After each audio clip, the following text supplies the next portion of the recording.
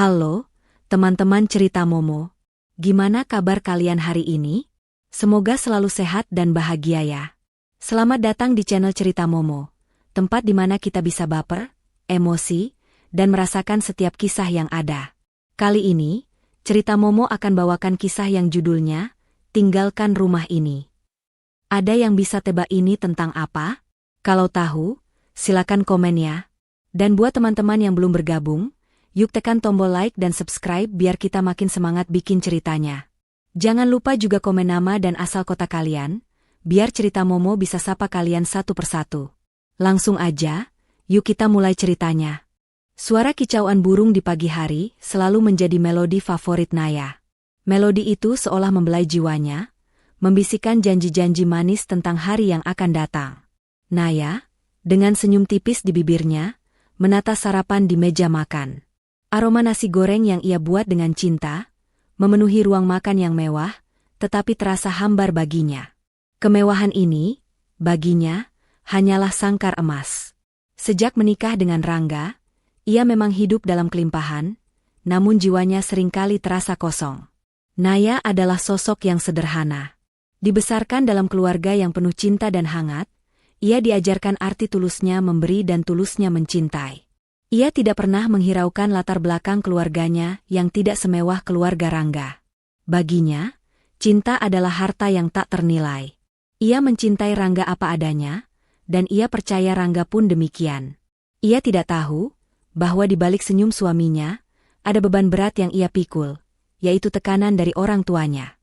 Rangga, suaminya, adalah seorang pria tampan yang berkarisma. Ia merupakan direktur utama di perusahaan keluarga yang besar, sebuah posisi yang diidamkan banyak orang. Rangga juga sangat mencintai Naya. Ia adalah satu-satunya orang di rumah itu yang selalu memberikan Naya dukungan, kehangatan dan kasih sayang. Namun sayangnya, kasih sayang dan cinta Rangga tidak bisa membungkam suara-suara sumbang dari Ibu Rahma, ibu mertuanya, dan Citra, adik iparnya. Pagi itu, saat Naya dengan teliti menata piring-piring, suara ketus Ibu Rahma menggelegar dari ujung tangga. "Naya, kamu itu kenapa sih lelet banget? Sarapan sudah siap apa belum? Anak saya sudah telat ini." Naya menoleh dan tersenyum hormat. "Sudah, Bu. Maaf, saya sedang merapikan sedikit." Citra, yang berjalan di belakang ibunya dengan elegan, menyeringai. "Ya ampun, Naya. Pagi-pagi kok sudah ribet. Gak perlu repot-repot, Naya. Nanti kan ada asisten rumah tangga yang bereskan." Naya hanya tersenyum tipis. Ia sudah terbiasa dengan sindiran-sindiran kecil seperti itu. Ibu Rahma dan Citra tidak pernah benar-benar menerima Naya. Bagi mereka, Naya hanyalah seorang gadis desa yang beruntung bisa menikah dengan putra mahkota keluarga mereka.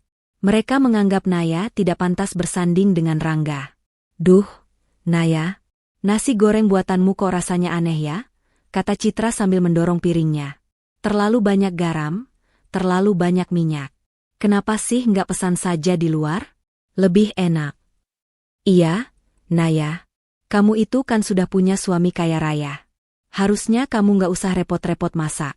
Malah hasilnya begini," timpal Ibu Rahma dengan nada merendahkan.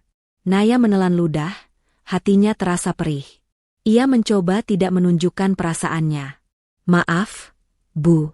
Lain kali akan saya perbaiki." Rangga yang baru saja turun dari tangga, melihat pemandangan itu. "Ada apa ini? Naya, kamu tidak perlu mendengarkan mereka. Masakanmu enak kok." Rangga meraih tangan Naya dan mengelusnya lembut.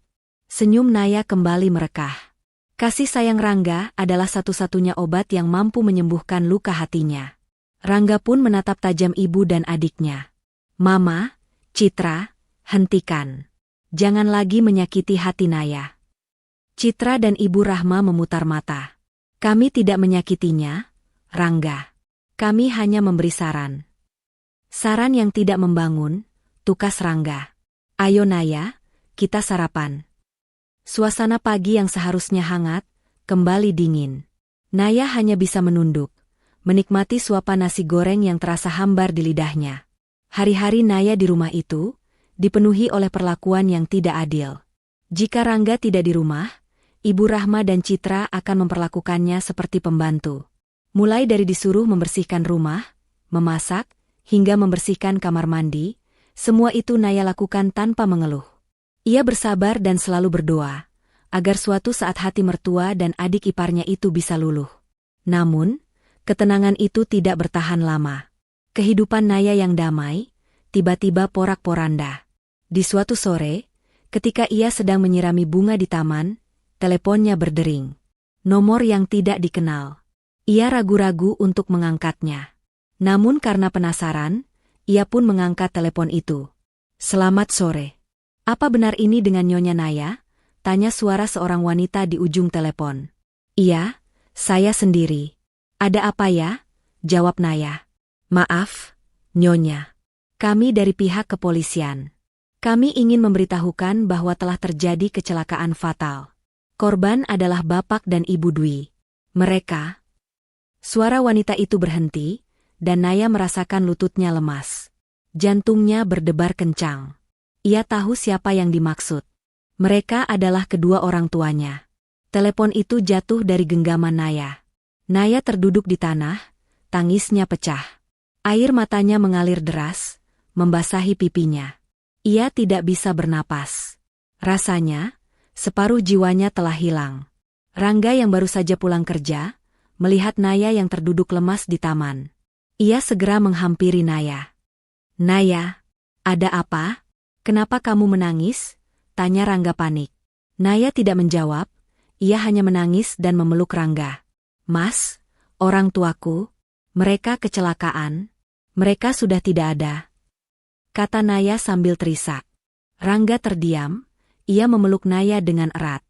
"Yang sabar, sayang. Kita akan hadapi ini bersama-sama."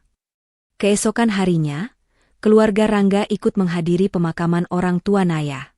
Naya yang masih berduka, berjalan dengan lemah. Ia tidak tahu bahwa di balik kesedihan yang ia rasakan, ada mata-mata serakah yang tengah memandangnya. Mata itu adalah milik ibu mertua dan adik iparnya. Ibu Rahma memperhatikan setiap detail. Ia melihat Naya adalah anak tunggal, dan tidak ada lagi keluarga dekat yang tersisa. Tiba-tiba, ada kilatan cahaya licik di matanya. Ia menyikut Citra, adiknya, dan berbisik, "Kamu lihat? Naya adalah pewaris tunggal."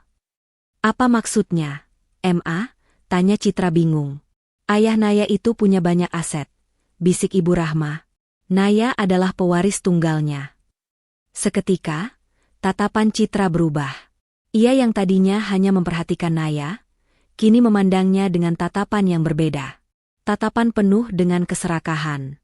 Beberapa hari setelah pemakaman, Naya yang masih diliputi duka, dipanggil oleh seorang pengacara. Pengacara itu adalah pengacara kepercayaan ayahnya. Pengacara itu membawa surat wasiat dan beberapa dokumen. Naya menerima dokumen itu dengan tangan gemetar. Ia tidak peduli dengan isinya. Hatinya hanya dipenuhi oleh duka. Namun, di belakang Naya, Ibu Rahma dan Citra diam-diam menguping pembicaraan mereka. Mereka mencoba mencuri dengar apa saja yang dibicarakan oleh Naya dan pengacaranya. "Nyonya Naya," kata pengacara itu, "ini adalah surat wasiat dari almarhum ayah dan ibu Nyonya. Semua aset yang mereka miliki, termasuk rumah, tanah, saham, dan beberapa mobil mewah, semuanya diwariskan kepada Nyonya." Seketika, Naya terkejut. Ia tidak menyangka orang tuanya mewariskan begitu banyak aset. Ia tidak pernah peduli dengan harta, namun ia tahu, harta itu adalah hasil kerja keras orang tuanya. "Terima kasih," kata Naya dengan suara bergetar. Ia menatap dokumen itu dengan tatapan kosong. Namun, di belakangnya, Ibu Rahma dan Citra terkejut. Mata mereka membulat. "Apa?" bisik Ibu Rahma. Keesokan harinya, suasana rumah terasa berbeda. Ibu Rahma dan Citra yang biasanya dingin, kini mendadak ramah dan perhatian. Mereka membawakan Naya teh hangat, memijit pundaknya, dan bertanya tentang perasaannya. "Naya, sayang, kamu yang sabar ya," kata Ibu Rahma dengan senyum palsu. "Kami semua turut berduka." Citra memeluk Naya. "Naya, kamu adalah saudara perempuanku. Aku akan selalu ada untukmu." Naya merasa bingung. Ia tahu ada sesuatu yang tidak beres. Namun, ia tidak bisa berbuat apa-apa. Ia terlalu lelah untuk memikirkan hal itu. Rangga juga menyadari perubahan sikap ibu dan adiknya. Ia menatap mereka dengan curiga. Ada apa ini? Kenapa kalian mendadak baik sama Naya? Ibu Rahma tertawa. Memangnya salah kalau Mama dan Citra baik sama Naya? Dia kan menantu dan saudara kita. Rangga hanya diam. Ia tahu ada udang di balik batu. Dan benar saja. Di malam hari, setelah Rangga tidur, Ibu Rahma masuk ke kamar Naya. Naya yang sedang membaca dokumen warisan, terkejut. Naya, kata Ibu Rahma dengan suara serak. Mama mau bicara sama kamu. Naya mengangguk. Ia tidak tahu bahwa pembicaraan itu akan menjadi awal dari kehancuran yang sesungguhnya. Mama tahu kamu sedih. Tapi, Mama mau tanya. Dokumen warisan yang kamu pegang itu apa? Tanya Ibu Rahma. Ini dokumen warisan, Bu. Orang tuaku mewariskan semua aset mereka padaku. Mata Ibu Rahma berbinar. Oh, begitu. Naya, kamu tahu? Aset sebanyak itu, kamu tidak bisa mengurusnya sendirian. Kamu kan perempuan. Kamu butuh bantuan. Naya menatap Ibu Rahma. Ia tahu, permintaan itu akan datang. Mama akan bantu kamu mengurusnya. Berikan saja semua dokumen itu pada Mama. Nanti biar Mama yang urus, kata Ibu Rahma dengan senyum licik. Naya menggelengkan kepala. Maaf, Bu. Saya tidak bisa. Kenapa tidak bisa? Bentak Ibu Rahma. Kamu itu bodoh. Kamu tidak tahu apa-apa tentang bisnis. Lebih baik kamu serahkan semua pada kami. Kami akan mengurusnya. Hidupmu akan lebih mudah. Suara bentakan Ibu Rahma membuat Naya terkejut. Ia tahu, ini bukan lagi tentang kasih sayang, melainkan tentang keserakahan. Maaf, Bu. Saya tidak bisa. Ini adalah amanah dari orang tua saya, kata Naya dengan suara bergetar. Mata Ibu Rahma menyipit. Kamu pikir kamu siapa, Naya? Kamu itu hanya orang miskin yang beruntung bisa menikah dengan anak saya. Kamu tidak pantas memiliki semua ini. Dan disitulah, pertempuran sesungguhnya dimulai. Pintu kamar Naya tertutup dengan suara debam keras, memecah kesunyian malam yang mencekam. Di dalam, Naya masih terpaku, menatap wajah Ibu Rahma yang kini berubah drastis, dari topeng keramahan palsu menjadi raut wajah dingin penuh keserakahan. Mama tidak main-main, Naya. Serahkan saja semua dokumen ini. Anggap saja itu untuk masa depan kamu. Kamu tidak akan bisa mengurusnya sendirian. Nada suara Ibu Rahma yang tadinya mendayu-dayu, kini berubah menjadi perintah yang mutlak. Matanya menyorot tajam, seolah siap melahap Naya dan semua yang dimilikinya. Naya menggeleng, hatinya berdebar kencang, bukan karena takut, melainkan karena kecewa. Bu, ini adalah amanah. Orang tuaku, mereka meninggal dan hanya meninggalkan ini untukku.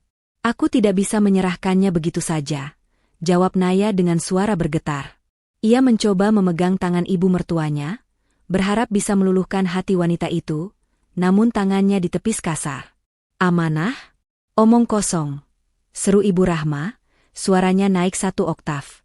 Amanah macam apa yang hanya akan membuatmu repot? Ini demi kebaikanmu, Naya. Keluarga ini sudah memberikanmu hidup mewah, jadi sudah seharusnya kamu berterima kasih dengan memberikan semua asetmu pada kami. Dari balik pintu, terdengar suara bisikan Citra. Ma, kok lama banget, sih? Apa dia menolak? Ibu Rahma membuka pintu lebar-lebar. Naya menolak, Citra. Dia pikir dia bisa menentang kita. Citra masuk dengan raut wajah sinis. Wah, berani juga ya. Naya, kamu itu cuma menantu di sini, tahu diri dong. Jangan karena kamu punya warisan, kamu jadi besar kepala. Tapi, ini bukan tentang besar kepala, Citra. Ini hakku. Ini warisanku. Balas Naya, air matanya mulai menggenang. Hakmu? Hak apa? Kalau bukan karena Rangga, kamu tidak akan pernah masuk rumah ini. Bentak Ibu Rahma, menunjuk-nunjuk wajah Naya. Kamu itu tidak punya apa-apa sebelum menikah dengan anak saya. Jadi, aset-aset itu seharusnya jadi milik kami. Kami yang berhak. Keributan itu menarik perhatian Rangga, yang baru saja terbangun dari tidurnya. Ia terkejut melihat ibunya dan adiknya sudah berada di kamar Naya. "Ada apa ini, Mama? Citra? Kenapa kalian di sini?" tanya Rangga, suaranya terdengar lelah. "Anakmu ini, Rangga, dia menolak menyerahkan aset warisan orang tuanya pada kita." Ibu Rahma mengadu dengan nada dibuat-buat sedih. Rangga menoleh ke arah Naya. "Naya, apa yang Mama bicarakan? Aset apa?" Naya menatap suaminya penuh harap. "Mas, Ibu Rahma mau mengambil semua aset warisanku. Ini amanah dari orang tuaku, Mas." Rangga terdiam. Ia memandangi wajah Naya yang penuh dengan air mata. Hatinya teriris, namun ia juga tahu betapa kuatnya tekanan dari keluarganya. Ibu Rahma dan Citra terus membisikkan kata-kata licik, meracuni pikiran Rangga. "Kamu harus pilih, Rangga. Kami atau dia? Aset-aset itu bisa membuat perusahaan kita makin besar. Kita bisa lebih kaya lagi," bisik Ibu Rahma. Ayah Rangga, Bapak Arya, juga muncul di ambang pintu. "Ada apa ribut-ribut ini?" Ibu Rahma langsung menyambutnya. "Papa, lihat anakmu ini." Istrinya tidak tahu diri. Dia menolak memberikan warisan asetnya pada keluarga. Padahal kan kita yang sudah membiayai hidupnya selama ini. Bapak Arya menatap Naya dengan dingin. "Naya, Bapak tahu kamu orang baik. Serahkan saja aset-aset itu. Kami akan mengurusnya dengan baik, kok." Naya merasa seluruh dunia runtuh. Ia tidak menyangka Bapak Arya, yang selama ini terlihat netral, juga memiliki niat yang sama. "Tapi itu semua atas namaku, Pak," lirih Naya, suaranya nyaris tak terdengar. Tiba-tiba, tawa sinis Citra memecah keheningan. "Atas namamu? Memangnya kamu pikir siapa yang akan percaya? Semua orang tahu, kamu itu cuma menantu miskin. Lagi pula, dokumennya sudah di tangan Mama. Jadi, kamu tidak bisa berbuat apa-apa." Mendengar itu, Naya terkejut. Ia merogoh saku bajunya, tempat ia menyembunyikan beberapa dokumen penting. Betapa bodohnya ia, ternyata dokumen yang dibicarakan Ibu Rahma adalah yang ia tinggalkan di ruang tamu. Naya merasa lemas. Ia tidak bisa membantah. Rangga, yang seharusnya menjadi pelindungnya, hanya terdiam. Ia menunduk, tidak berani menatap mata Naya. Hati Naya hancur berkeping-keping. Pria yang ia cintai, yang ia percaya, kini membiarkannya dihancurkan oleh keluarganya sendiri. Ibu Rahma mengambil alih kendali. "Naya, dengarkan baik-baik. Kamu serahkan saja semua aset itu, dan kami akan membiarkanmu tinggal di sini. Kami akan tetap menganggapmu sebagai bagian dari keluarga, asalkan kamu tidak membangkang." Naya menatap Rangga, air mata mengalir deras di pipinya. Ia mencari jawaban di mata suaminya, berharap Rangga akan membela dirinya. Tapi, Rangga hanya diam. Keheningan itu adalah jawaban paling menyakitkan yang pernah Naya terima. Aku tidak akan menyerahkan aset itu," kata Naya, suaranya berubah menjadi lebih kuat, penuh dengan tekad. "Aku tidak butuh uang kalian. Aku tidak butuh apapun dari kalian. Aku hanya butuh dukungan suamiku." Mendengar kata-kata itu, Rangga mengangkat wajahnya. Ia menatap Naya dengan tatapan kosong, penuh kebingungan. Namun, itu tidak cukup untuk membangkitkan keberaniannya. "Rangga, katakan sesuatu," teriak Naya, air matanya mengalir membasahi pipinya. "Katakan pada mereka, aku tidak bodoh. Aku tidak akan menyerahkan semua ini." Rangga tetap diam. Matanya dipenuhi rasa bersalah, namun ia tidak bisa melawan. Ia takut kehilangan keluarganya. Ia takut kehilangan statusnya. Ia takut kehilangan segalanya. "Rangga, cepat putuskan," seru Ibu Rahma, suaranya mengancam. "Pilih, kami atau dia?" Naya menatap Rangga. Ini adalah momen kebenaran. Ini adalah momen di mana Naya akan mengetahui siapa sebenarnya Rangga. Apakah ia akan membelanya, atau ia akan memilih keluarganya? Naya berharap, ia akan menjadi prioritas Rangga. Ia berharap, Rangga akan membelanya. Namun, harapan itu hancur. Aku tidak bisa, Naya. Mereka adalah keluargaku," kata Rangga, suaranya bergetar. Naya tertegun. Ia tidak bisa percaya. Ia menatap Rangga, seolah ini adalah kali pertama ia melihatnya. Naya merasa ia telah menikah dengan orang asing. Pria yang ia cintai, yang berjanji akan selalu menjaganya, kini meninggalkannya sendirian, tanpa perlindungan. Baik, kata Naya, suaranya menjadi dingin, penuh dengan kepahitan. Aku mengerti. Naya mundur, melepaskan tangan Rangga. Ia menatap Ibu Rahma, Citra, dan Bapak Arya. Kalian bisa mengambil semuanya.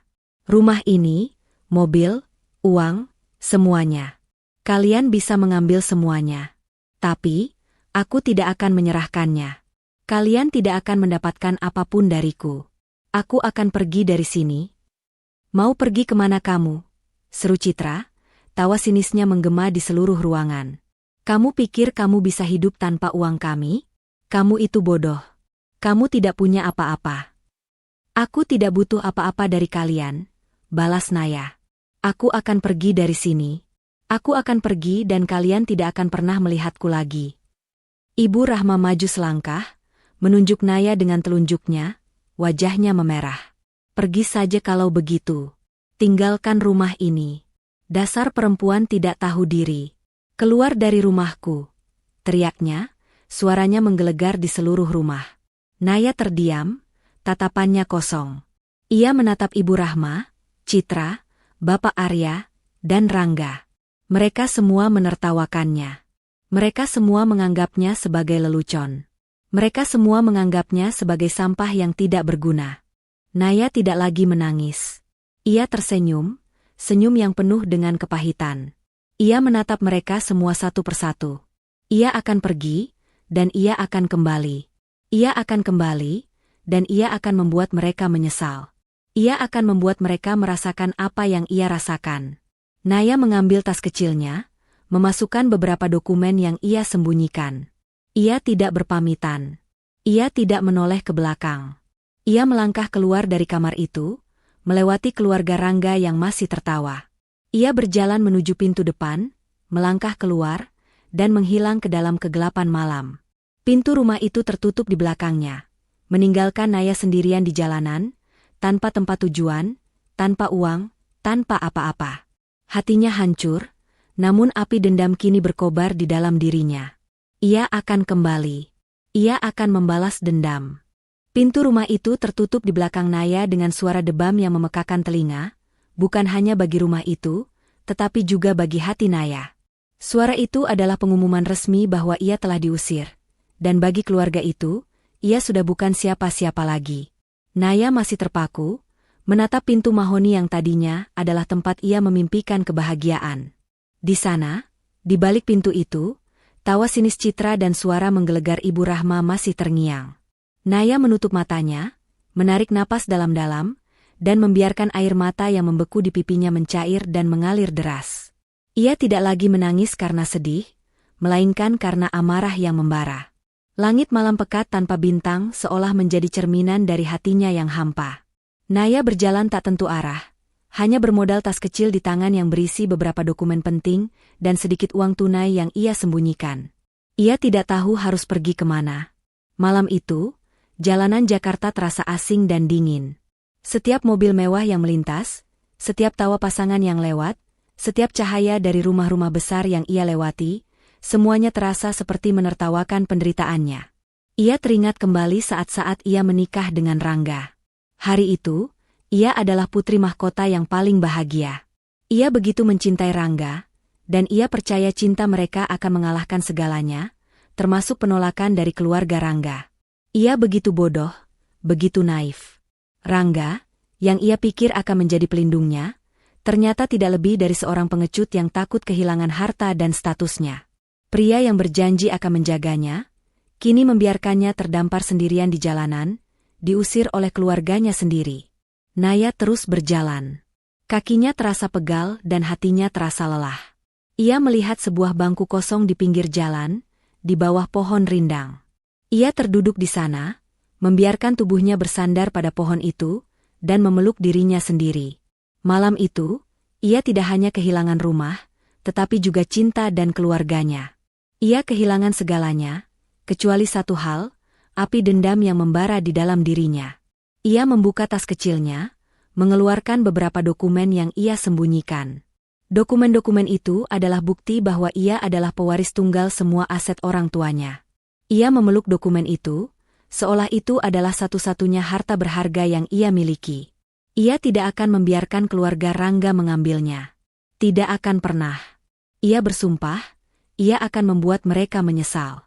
Pagi menjelang, Naya terbangun dari tidurnya yang tidak nyenyak. Ia melihat sekelilingnya, ia tidak lagi berada di kamarnya yang mewah. Ia berada di sebuah bangku di taman kota. Ia mengambil napas dalam-dalam, menghela napas, dan berdiri. Ia tidak bisa terus-terusan berada di sini. Ia harus bangkit. Naya memutuskan untuk menelepon seseorang. Seseorang yang sangat ia percaya, seseorang yang akan membantunya. Orang itu adalah Dian, sahabatnya sejak kuliah. Dian adalah seorang pengacara. Naya mengambil ponselnya dan menekan nomor Dian. "Halo, Naya? Ada apa telepon sepagi ini?" tanya Dian dengan suara serak. "Dian, aku butuh bantuanmu," kata Naya, suaranya bergetar. "Naya? Ada apa? Kamu kenapa? Suaramu aneh," tanya Dian panik. Aku sudah tidak tinggal di rumah Rangga lagi. Aku diusir. Aku tidak tahu harus kemana." Naya tidak bisa lagi menahan tangisnya. Di ujung telepon, Dian terkejut. "Apa? Diusir? Ada apa? Kamu di mana sekarang? Aku akan jemput kamu." Naya memberitahu Dian di mana ia berada. Tidak lama kemudian, sebuah mobil datang, dan Dian keluar dari mobil itu. Ia memeluk Naya dengan erat. "Naya, apa yang terjadi? Kenapa kamu bisa sampai begini?" Naya menceritakan semuanya, dari orang tuanya yang meninggal, hingga Ibu Rahma dan Citra yang mencoba mengambil warisannya, hingga Rangga yang tidak membelanya. Dian mendengarkan dengan penuh perhatian. Wajahnya yang tadinya ceria, kini berubah menjadi serius. "Sialan," umpat Dian. "Aku sudah menduga mereka orang-orang serakah. Aku sudah bilang padamu Naya, jangan menikah dengan Rangga." Naya hanya diam. Ia menyesal tidak mendengarkan Dian. "Sudah, sekarang kita ke rumahku dulu. Kamu istirahat. Kita bicarakan ini nanti," kata Dian. Naya mengangguk. Ia mengikuti Dian ke mobilnya. Di perjalanan, Naya hanya diam, ia tidak bisa mengatakan apa-apa lagi. Ia hanya ingin tidur, dan melupakan semuanya. Di rumah Dian, Naya disambut dengan hangat. Dian memberikannya kamar dan pakaian ganti. Setelah Naya membersihkan diri, ia keluar dari kamar, dan melihat Dian sudah menunggunya di ruang tamu. "Naya, sekarang ceritakan semuanya padaku. Jangan ada yang dilewatkan," kata Dian. Naya menceritakan semuanya dari awal sampai akhir. Dian mendengarkan dengan serius. Setelah Naya selesai bercerita, Dian menghela napas. "Jadi, mereka menertawakanmu dan mengusirmu?" tanya Dian. Naya mengangguk. "Dan mereka pikir, mereka sudah mendapatkan semua warisanmu?" tanya Dian. Naya kembali mengangguk. Dian tersenyum. "Mereka bodoh," katanya. Naya terkejut. "Apa maksudmu, Dian? Kamu bilang, kamu punya beberapa dokumen penting di tasmu?" tanya Dian. Naya mengeluarkan dokumen itu. Dian mengambilnya, dan membacanya dengan teliti. Setelah selesai, Dian tersenyum. "Naya, kamu tahu? Yang mereka ambil itu hanya salinannya. Asli dokumen itu ada padamu. Kamu adalah pemiliknya, Naya," kata Dian. Naya terkejut. Ia tidak tahu. Ia pikir, ia sudah kehilangan semuanya. Ia menatap Dian, matanya berbinar. "Jadi, aku masih punya kesempatan?" Dian mengangguk. "Tentu saja. Kita akan membuat mereka menyesal. Kita akan membuat mereka merasakan apa yang kamu rasakan." Dian meletakkan dokumen-dokumen itu di atas meja kopi, dan menatap Naya dengan tatapan penuh keyakinan. "Mereka meremehkanmu, Naya. Mereka pikir kamu cuma boneka yang bisa mereka mainkan. Tapi mereka lupa, kamu itu anak pengusaha. Kamu tahu soal bisnis, bahkan kalau cuma sedikit." Naya terdiam, mencerna perkataan Dian.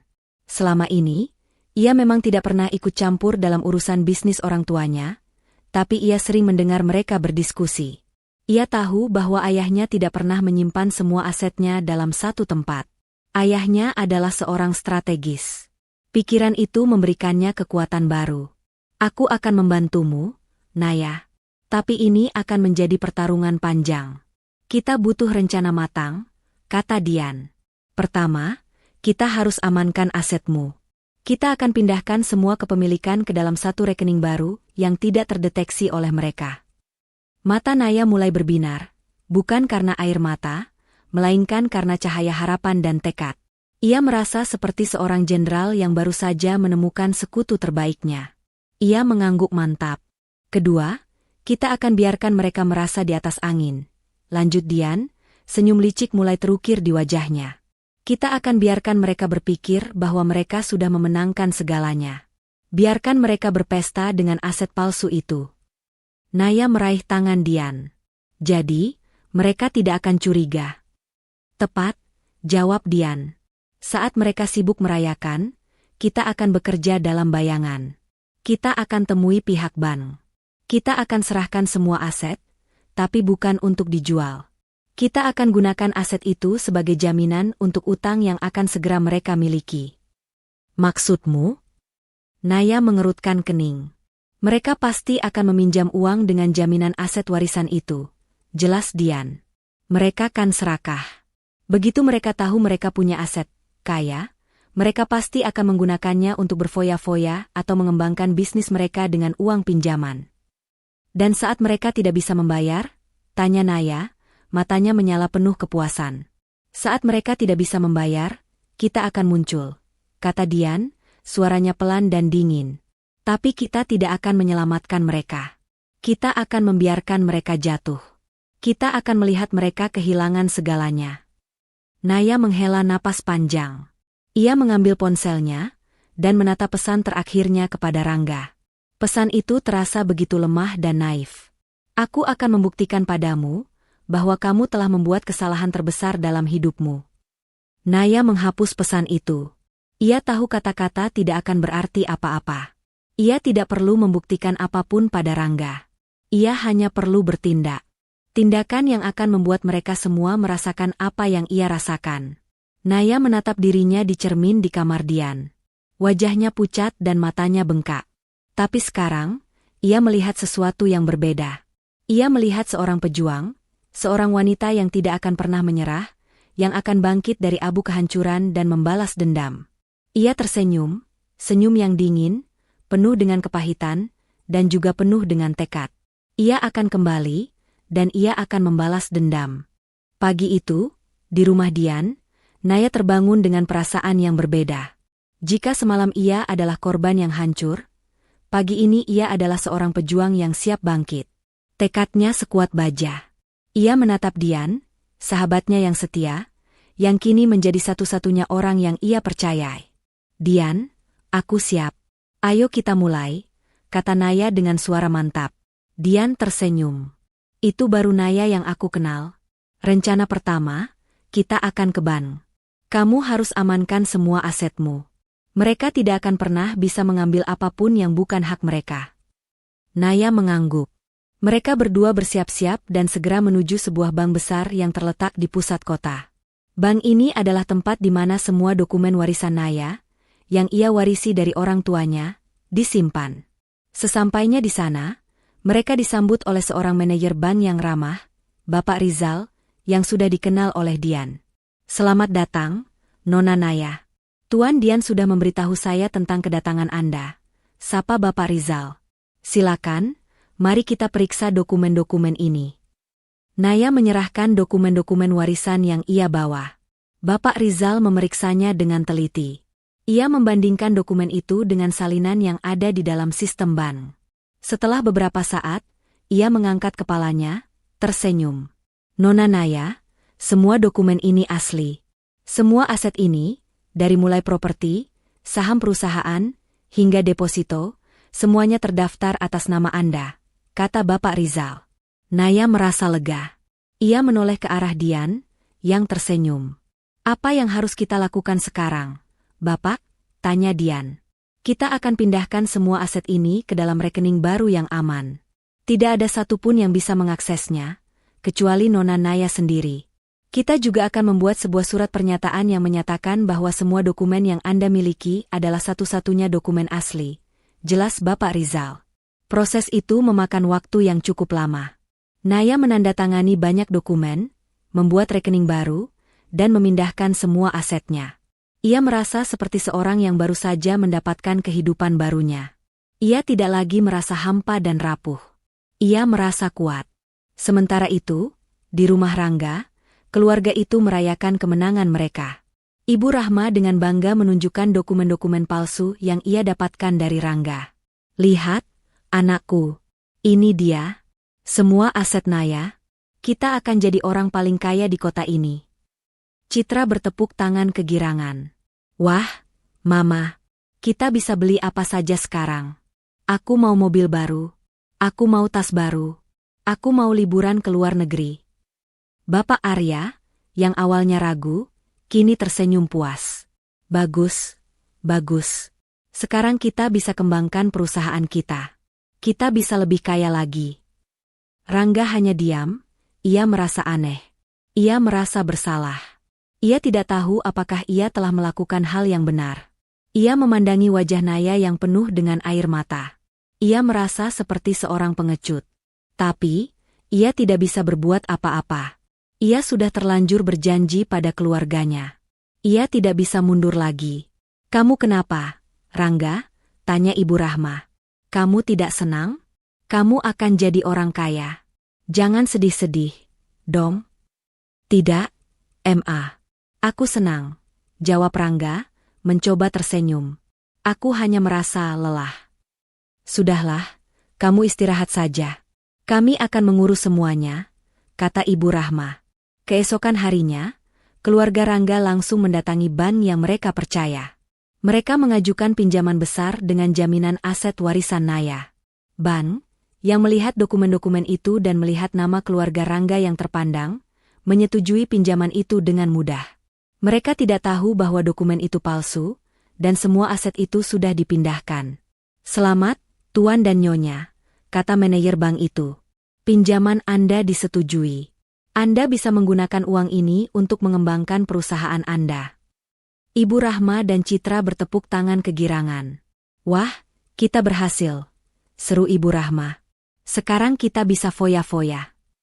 Mereka menggunakan uang pinjaman itu untuk berbelanja. Citra membeli mobil mewah baru, tas-tas branded, dan perhiasan mahal. Ibu Rahma merenovasi rumah, membeli furnitur baru, dan mengadakan pesta mewah. Bapak Arya juga tidak mau kalah. Ia membeli saham-saham perusahaan lain, dan melakukan investasi yang sangat berisiko. Rangga, yang awalnya ragu, akhirnya terbawa suasana. Ia membeli mobil sport baru, dan mengadakan pesta-pesta mewah.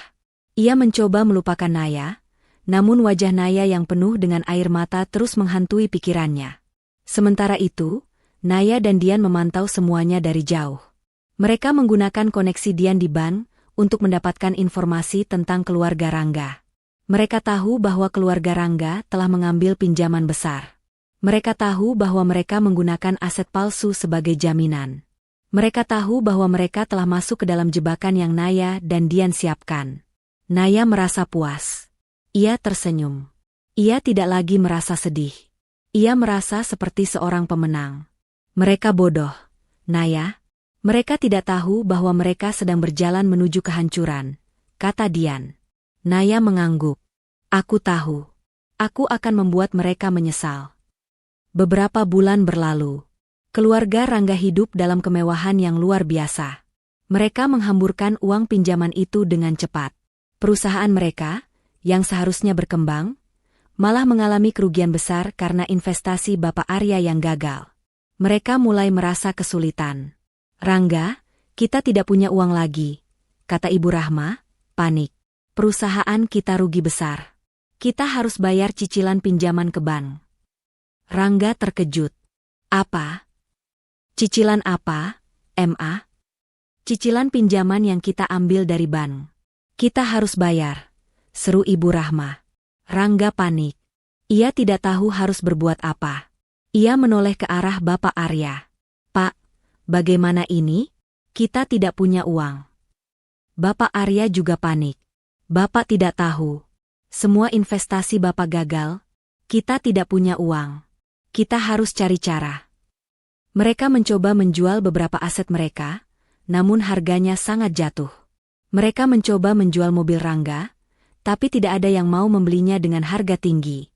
Mereka mencoba menjual perhiasan Ibu Rahma, tapi tidak ada yang mau membelinya.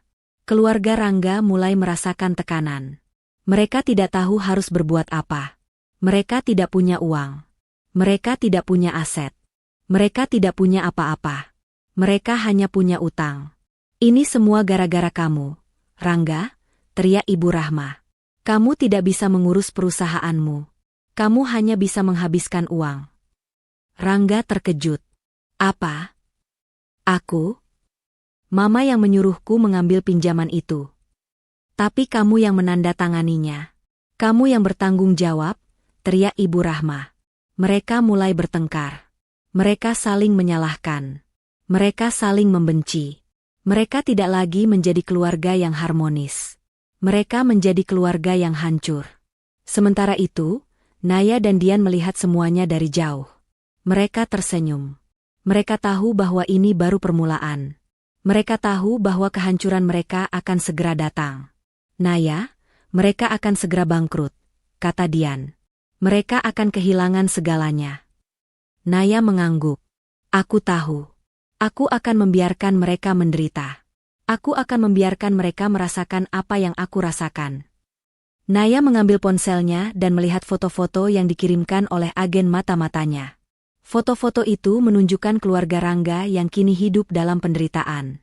Wajah-wajah mereka yang tadinya penuh tawa dan kebahagiaan, kini dipenuhi dengan kepanikan dan kekhawatiran. Naya tersenyum. Ia tidak menyesal. Ia tahu ia telah melakukan hal yang benar. Ia tidak lagi menjadi korban. Ia adalah pemenang. Ia akan terus berjuang, hingga ia mendapatkan kembali semuanya. Beberapa minggu setelah perdebatan sengit itu, suasana di rumah Rangga menjadi tegang. Tawa riang dan pesta mewah telah digantikan oleh keheningan yang mencekam, diselingi oleh bisik-bisik panik dan argumen yang meledak-ledak. Hutang-hutang mulai menumpuk, dan telepon dari penagih hutang berdering tanpa henti. Ibu Rahma, yang biasanya angkuh, kini tampak pucat dan gelisah. Citra tidak lagi bersemangat berbelanja, matanya selalu was-was melihat tagihan yang datang. Sementara itu, Bapak Arya terus-menerus menelpon rekan-rekan bisnisnya, mencoba mencari jalan keluar dari jurang kebangkrutan yang semakin dalam. "Rangga, bagaimana ini?" teriak Ibu Rahma suatu pagi, melemparkan surat tagihan ke atas meja. "Bank menelepon lagi. Mereka bilang kita sudah jatuh tempo. Kalau kita tidak bayar dalam 3 hari, mereka akan menyita jaminan." Rangga, yang sedang duduk lesu di sofa, hanya bisa menghela napas berat. "Ma, aku sudah mencoba menelpon semua teman-temanku, tidak ada yang mau membantu. Mereka semua tahu kondisi perusahaan kita." "Jangan bohong. Kamu itu anak papa. Kamu harus bisa mengurus ini. Jangan seperti orang malas," bentak Bapak Arya. "Aku sudah berusaha, Pak," balas Rangga. "Investasi papa yang gagal itu yang membuat kita seperti ini." "Apa? Kamu menyalahkan papa?" Bapak Arya berdiri, matanya melotot. "Kamu yang menandatangani pinjaman itu. Kamu yang bertanggung jawab atas semuanya." Di tengah pertengkaran itu, sebuah mobil sedan hitam berhenti di depan rumah mereka. Dari dalam mobil, keluarlah 2 pria berbadan tegap dengan jas rapi. Salah satunya memegang map dan berjalan dengan langkah tegap menuju pintu. Rangga membukakan pintu dengan enggan, jantungnya berdebar kencang. "Tuan Rangga, kami dari Bank Sentosa. Kami datang untuk menindaklanjuti tunggakan cicilan Anda," ujar salah satu pria itu, dengan suara datar dan profesional. Ibu Rahma dan Bapak Arya langsung menghampiri pintu. "Kami tahu. Kami akan bayar. Beri kami waktu," kata Ibu Rahma, mencoba bersikap tegar. "Maaf, Nyonya. Sesuai dengan perjanjian, jika dalam waktu yang ditentukan cicilan tidak dilunasi, maka pihak bank berhak menyita aset yang dijadikan jaminan," kata pria itu. "Kami datang untuk melakukan proses penyitaan." Wajah Ibu Rahma memucat. Penyitaan? Jangan bercanda. Aset itu harganya miliaran. Kalian tidak bisa seenaknya menyita. Pria itu hanya tersenyum dingin. Maaf, Nyonya, tapi dokumen jaminan yang Anda serahkan tidak valid. Kami telah melakukan verifikasi, dan aset-aset tersebut sudah dipindahkan kepemilikannya ke pihak lain. Kata-kata itu bagaikan petir di siang bolong. Rangga, Ibu Rahma, Bapak Arya, dan Citra, semuanya terdiam. Mata mereka membulat, tidak percaya dengan apa yang mereka dengar. Apa maksud Anda? Itu tidak mungkin. Dokumennya asli, teriak Ibu Rahma. Rangga, lihat. Ini, dokumennya ada padaku. Ibu Rahma buru-buru mengambil tumpukan dokumen warisan Naya dari laci, dan menunjukkannya kepada pria itu. Pria itu hanya meliriknya sebentar. Nyonya, itu hanya salinan. Dokumen aslinya sudah kami terima dari pemilik sahnya, Nona Naya. Semua aset tersebut telah dialihkan dan tidak bisa lagi dijadikan jaminan. Naya? Seru mereka serempak, seperti dihantam tembok. Rangga merasa kepalanya berputar. Wajah Naya, yang ia usir dengan air mata, kini muncul di benaknya. Ia teringat kata-kata Naya yang terakhir, "Aku akan membuktikan padamu bahwa kamu telah membuat kesalahan terbesar dalam hidupmu." Ternyata itu bukan ancaman kosong. Tunggu dulu. Dokumen itu milik anak saya. Dia sudah menyerahkannya kepada kami. Bantah Bapak Arya, mencoba mencari celah. Pria itu menggelengkan kepala. Nona Naya menyerahkan dokumen itu kepada kami dengan sengaja, bukan untuk dijual, melainkan untuk disita. Jadi, kami akan menyita aset-aset yang terdaftar atas nama Anda dan keluarga, Tuan Rangga, untuk melunasi hutang Anda. Detik itu juga, dunia keluarga Rangga runtuh. Mereka menyadari bahwa mereka telah jatuh ke dalam jebakan yang Naya dan Dian siapkan. Aset yang mereka banggakan, yang mereka rebut dengan penuh keserakahan, kini menjadi alat untuk menghancurkan mereka. Rangga merasa lututnya lemas. Ia ambruk ke lantai, tidak percaya dengan apa yang terjadi. Ibu Rahma menjerit histeris. Ia menampar wajah Rangga. Dasar bodoh. Kenapa kamu percaya padanya?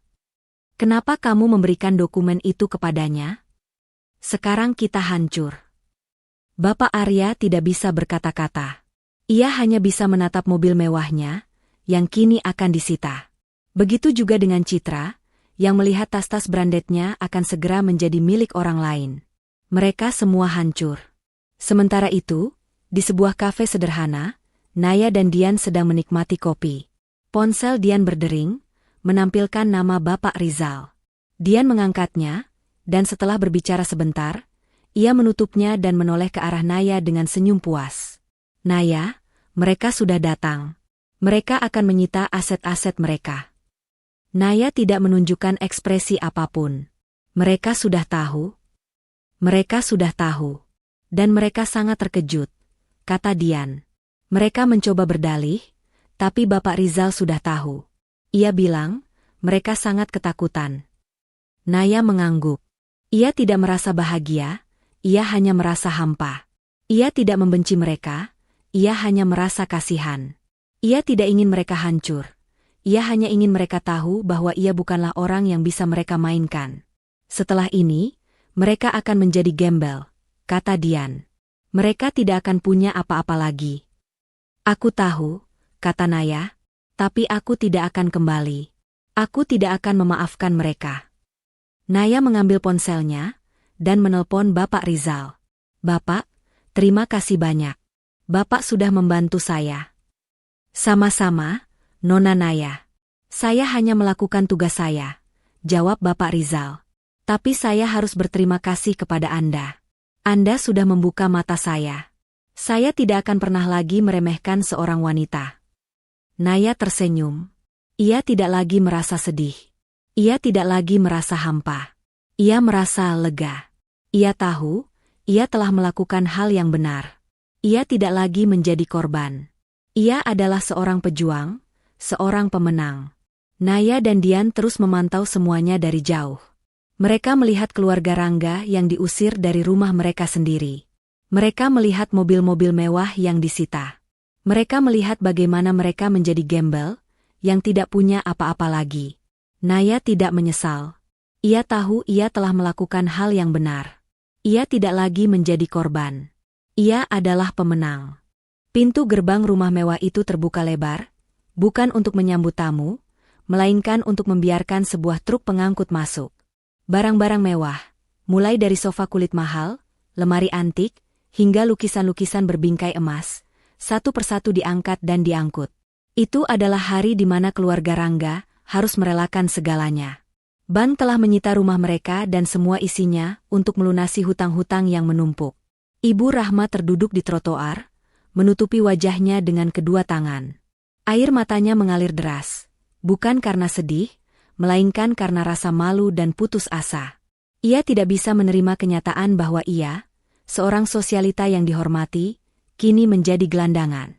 Bapak Arya hanya bisa berdiri mematung, menatap rumah yang telah ia bangun selama puluhan tahun kini disita. Wajahnya yang dulunya angkuh, kini dipenuhi dengan kepanikan. Citra, yang biasanya selalu tampil glamor, kini hanya bisa berdiri di samping orang tuanya, menatap mobil mewah yang ia bangga-banggakan kini dibawa pergi. "Mama, Papa, kita akan tinggal di mana?" tanya Citra, suaranya bergetar. Ibu Rahma mengangkat kepalanya, matanya merah. "Terserah. Mama tidak tahu. Semua ini gara-gara kalian," ia membentak kedua anaknya. "Kamu, Rangga, bodoh. Kenapa kamu percaya pada Naya? Mama yang menyuruhku mengambil pinjaman itu. Mama yang meminta jaminan palsu itu," balas Rangga, nada suaranya penuh kekecewaan. Ia tidak lagi membela diri, ia hanya merasa lelah. "Sudah. Sekarang bukan saatnya bertengkar," kata Bapak Arya dengan suara parau. "Kita harus cari tempat tinggal." Mereka berjalan kaki, tanpa tujuan. Tidak ada satupun dari mereka yang memiliki uang sewa, apalagi untuk membeli tempat tinggal. Mereka mencoba menghubungi teman-teman mereka, tapi tidak ada satupun yang mau membantu. Mereka semua tahu bahwa keluarga Rangga sedang bangkrut. Mereka tidak mau mengambil risiko. Mereka bahkan tidak mau mengangkat telepon mereka. Mereka semua meninggalkan kita," kata Ibu Rahma, dengan suara serak. Ia tidak bisa percaya bahwa semua temannya, yang dulunya selalu ia pamerkan, kini meninggalkan mereka. Rangga merasa sakit. Ia tahu, ia pantas mendapatkan ini. Ia telah mengkhianati Naya. Ia telah memilih keluarganya, yang pada akhirnya malah menghancurkannya. Ia hanya bisa menghela napas. Mereka akhirnya menemukan sebuah penginapan murah di pinggir kota. Kamar itu kecil, bau, dan tidak bersih. Mereka harus tidur di satu ranjang yang sempit. Ibu Rahma, yang dulunya selalu tidur di kasur empuk dengan spray sutra, kini harus tidur di kasur yang keras dan bau. Ia tidak bisa tidur. Ia terus-menerus memikirkan Naya. Ia tahu, Naya adalah satu-satunya orang yang bisa menolong mereka. Pagi itu, di tengah kegelapan, Ibu Rahma bangun dan mengguncang-guncang Rangga. "Rangga, bangun!" teriaknya. Rangga terkejut, ia terbangun dari tidurnya. "Ada apa, Ma? Kita harus mencari Naya. Dia satu-satunya yang bisa menolong kita. Dia pasti punya uang," kata Ibu Rahma, wajahnya dipenuhi dengan harapan. Rangga terdiam. Ia tidak bisa melupakan bagaimana ia mengusir Naya. Ia tidak bisa melupakan bagaimana Naya memandangnya dengan tatapan kecewa. Ia tidak bisa melupakan kata-kata Naya yang terakhir. "Aku tidak akan kembali. Aku tidak akan memaafkan mereka." "Ma, dia tidak akan mau menolong kita," kata Rangga. "Dia pasti membenci kita." "Tidak. Dia pasti akan mau. Dia adalah wanita yang baik. Dia pasti mau menolong kita," teriak Ibu Rahma. "Ayo. Kita harus pergi. Kita harus cari dia." Mereka berjalan kaki, tidak punya uang untuk naik taksi. Mereka berjalan menuju rumah Naya yang dulu. Mereka berharap Naya masih tinggal di sana. Namun, saat mereka tiba, mereka melihat bahwa rumah itu sudah kosong. Pintu dan jendela ditutupi oleh terpal, tanda bahwa rumah itu sedang direnovasi. Mereka panik. Mereka tidak tahu harus mencari Naya di mana. Mereka bertanya pada tetangga, tapi tidak ada yang mau menjawab. Mereka semua tahu bahwa keluarga Rangga adalah penjahat. Mereka semua tahu bahwa mereka telah mengusir Naya. Mereka semua membenci mereka. Rangga merasa sakit. Ia tidak bisa percaya bahwa ia telah menjadi orang yang dibenci. Ia tidak bisa percaya bahwa ia telah menghancurkan hidupnya. Ia tidak bisa percaya bahwa ia telah kehilangan segalanya. Rangga, kita tidak boleh menyerah, kata Bapak Arya. Kita harus mencari Naya. Kita akan menemukannya. Mereka terus mencari. Mereka pergi ke kantor Naya, tapi Naya sudah tidak bekerja di sana. Mereka pergi ke kafe tempat Naya biasanya nongkrong, tapi Naya juga tidak ada. Mereka tidak tahu harus mencari Naya di mana. Mereka akhirnya memutuskan untuk kembali ke penginapan. Di jalan, mereka melihat seorang wanita tua yang sedang memungut sampah. Wanita itu tampak sangat miskin dan lusuh. Ibu Rahma merasa kasihan. Ia memberikan sedikit uang yang ia punya kepada wanita itu. Wanita itu tersenyum dan berterima kasih. Ibu Rahma merasa aneh. Ia merasa bahagia. Malam itu, mereka berkumpul di kamar penginapan. Mereka semua diam. Tidak ada yang berani berbicara. Mereka semua merasa lelah. Mereka semua merasa putus asa. Tiba-tiba, Ibu Rahma mengeluarkan sebuah amplop dari tasnya. Amplop itu berisi sebuah foto lama. Foto Naya dan Rangga. Dulu, Naya, ia adalah wanita yang sangat baik, kata Ibu Rahma, suaranya bergetar. Aku tidak tahu kenapa aku begitu jahat padanya. Rangga tidak bisa berkata-kata. Ia hanya bisa menatap foto itu. Foto Naya yang tersenyum bahagia. Wajah Naya yang polos dan cantik. Rangga merasa air matanya mengalir. Ia merasa menyesal. Aku akan mencarinya, Ma, kata Rangga. Aku akan memohon maaf padanya. Aku akan meminta ia kembali. Keesokan harinya, Rangga dan Bapak Arya pergi ke bank, mencoba mencari tahu di mana Naya tinggal. Mereka mencoba berbicara dengan Bapak Rizal, tetapi Bapak Rizal menolak untuk bertemu. Ia tahu, mereka hanya ingin meminta uang. Namun, Rangga tidak menyerah. Ia terus mencoba. Ia pergi ke bank setiap hari, memohon untuk bertemu dengan Bapak Rizal. Akhirnya, Bapak Rizal merasa kasihan. Ia setuju untuk bertemu dengan mereka. Tuan Rangga, Nona Naya sudah mengatakan kepada saya untuk tidak memberikan informasi apapun kepada Anda, kata Bapak Rizal. Dia tidak ingin bertemu dengan Anda lagi. Rangga merasa sakit. Ia merasa putus asa. Bapak, tolong kami hancur, kami tidak punya apa-apa lagi. Kami hanya ingin memohon maaf padanya. Kami ingin ia kembali. Bapak Rizal terdiam. Ia melihat wajah Rangga yang penuh dengan penyesalan. Ia melihat wajah Bapak Arya yang hancur. Ia merasa kasihan. Ia mengambil sebuah kertas dari lacinya dan menulis sebuah alamat di sana. Ini alamat Nona Naya yang baru, kata Bapak Rizal. Saya tidak tahu apakah ia akan mau bertemu dengan Anda. Tapi, saya harap Anda bisa membuktikan bahwa Anda benar-benar menyesal. Rangga dan Bapak Arya merasa lega. Mereka berterima kasih kepada Bapak Rizal, dan segera pergi. Mereka melihat alamat itu, dan mereka tidak bisa percaya. Alamat itu adalah sebuah rumah sederhana di pinggir kota. Rumah yang tidak lebih dari sebuah gubuk. Mereka tidak bisa percaya bahwa Naya, wanita kaya yang dulunya selalu hidup mewah, kini hidup di sebuah gubuk. Pintu itu tertutup dengan suara pelan namun tegas, bagaikan palu godam yang menghantam harapan terakhir keluarga Rangga. Mereka hanya bisa terdiam, mematung di depan rumah Naya yang sederhana, di bawah tatapan warga sekitar yang penuh rasa ingin tahu dan cibiran. Mereka tidak punya siapa-siapa lagi, tidak punya tempat tujuan, tidak punya uang, dan yang paling menyakitkan, mereka telah kehilangan satu-satunya orang yang pernah mereka sakiti, yang mungkin bisa menyelamatkan mereka. Rangga berdiri tegak kembali, lututnya yang lemas seolah menolak untuk menopang beban penyesalan. Ia menatap ke pintu yang tertutup rapat itu, mata tajamnya dipenuhi dengan campuran kekosongan dan kekalahan. Ia tidak bisa menyalahkan Naya. Setiap kata yang keluar dari bibir Naya tadi, adalah cerminan dari setiap kebohongan dan kekejaman yang pernah mereka lakukan. Mengembalikan? Kalian tidak akan pernah bisa mengembalikan apapun. Kata-kata itu terus terngiang di kepalanya.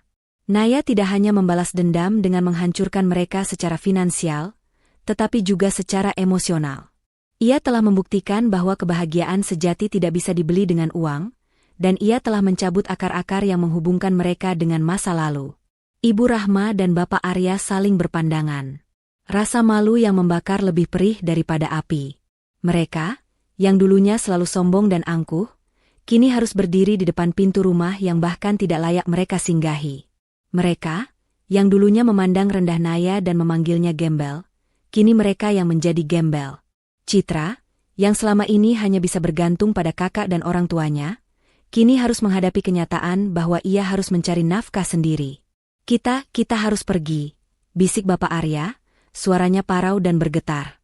Tidak ada lagi yang bisa kita lakukan di sini.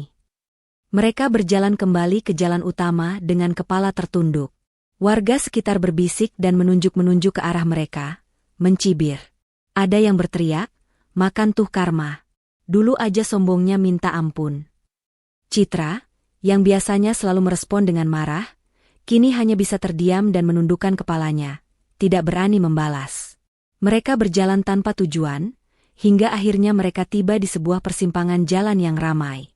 Di sana, mereka harus membuat pilihan sulit. "Kita mau kemana?" tanya Rangga, suaranya bergetar.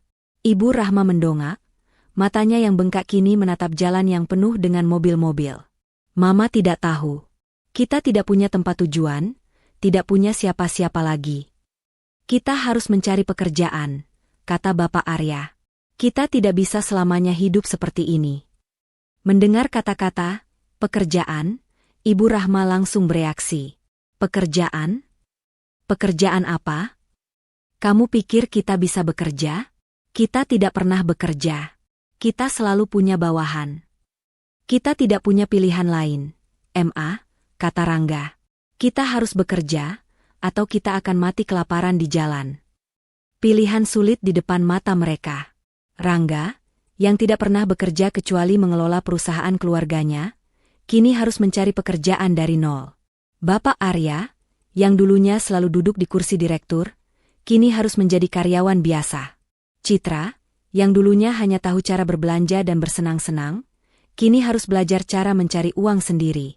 Mereka harus memilih, apakah mereka akan terus-menerus hidup dalam bayang-bayang masa lalu, atau mereka akan mencoba bangkit dari nol. Rangga, yang merasa bersalah dan menyesal, memutuskan untuk mengambil langkah pertama. Ia akan mencari pekerjaan. Ia tahu itu tidak akan mudah, tapi ia harus mencoba. Ia tidak ingin lagi menjadi beban bagi keluarganya. Ia ingin membuktikan kepada dirinya sendiri bahwa ia bisa bangkit dari kehancuran ini. Sementara itu, di tempat lain, Naya menjalani hidupnya dengan tenang. Ia tidak lagi hidup dalam kemewahan, tetapi ia merasa lebih bahagia. Ia kini bisa melakukan hal-hal yang dulu tidak bisa ia lakukan, seperti menyiram bunga, memasak sendiri, dan berbelanja di pasar tradisional. Ia juga sudah mulai bekerja, membangun kembali hidupnya. Suatu sore, Naya duduk di teras rumahnya, memandangi matahari terbenam. Ia memegang sebuah foto lama, foto Naya dan Rangga yang dulunya sangat bahagia. Ia tersenyum, tetapi air matanya mengalir. Ia tidak membenci Rangga, tetapi ia tidak bisa memaafkannya. Ia tidak bisa melupakan bagaimana Rangga mengkhianatinya. Ia tidak bisa melupakan bagaimana Rangga memilih keluarganya daripada dirinya. Dian datang menghampiri Naya. "Kamu memikirkan mereka?"